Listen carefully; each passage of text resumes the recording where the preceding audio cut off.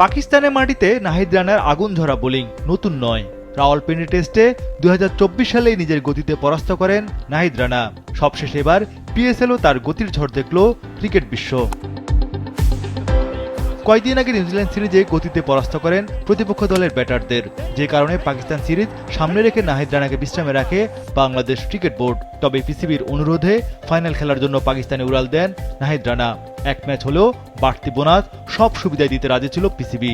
নাহিদ রানা কতটা impactful bowler তা মনে করেই পেশোয়ার জালমি তাকে ছাড়া ফাইনালে লড়াই ভাবতে পারেনি। লাহোরের গাদ্দাফি স্টেডিয়ামে সেই আস্থারই প্রতিদান দিলেন চাপাই এক্সপ্রেস। প্রথমে গ্লেন ম্যাক্সওয়েলকে ও পরে হুনাইন শাহকে বিদায় করেন। পুরো 4 ওভারে গতির ঝড় তোলেন নাহিদ রানা। 4 ওভারে 1 মেইডেন সহ 22 রানে খরচে শিকার করেন 2 উইকেট। তার আগুন ঝরা বোলিংয়ে 129 রানে গুটিয়ে যায় প্রতিপক্ষ হায়দ্রাবাদ কিংসম্যান। পরে সহজ লক্ষ্য টপকে 2017 সালের পর পিএসএল এর শিরোপা জিতল পেশোয়ার জালমি। নাহিদ রানার এমন দুরন্ত পারফরম্যান্সের প্রশংসা ধারাভাষ্য কক্ষে করলেন কিংবদন্তি ওয়াসিম আকরাম। তিনি বলেন, গতি আসলে এটাকেই বলে। সে প্রত্যেক ব্যাটারকে সমস্যায় ফেলেছিল।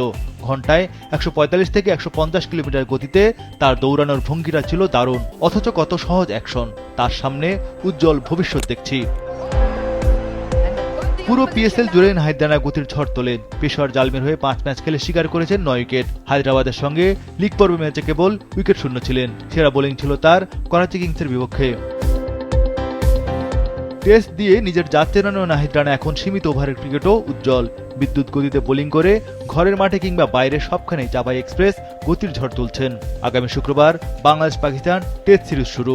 রঙিন পোশাকের দুরন্ত ফর্ম আবারও সাদা পোশাকে মেলে ধরতে মুখিয়ে রয়েছেন নাহিদ রানা।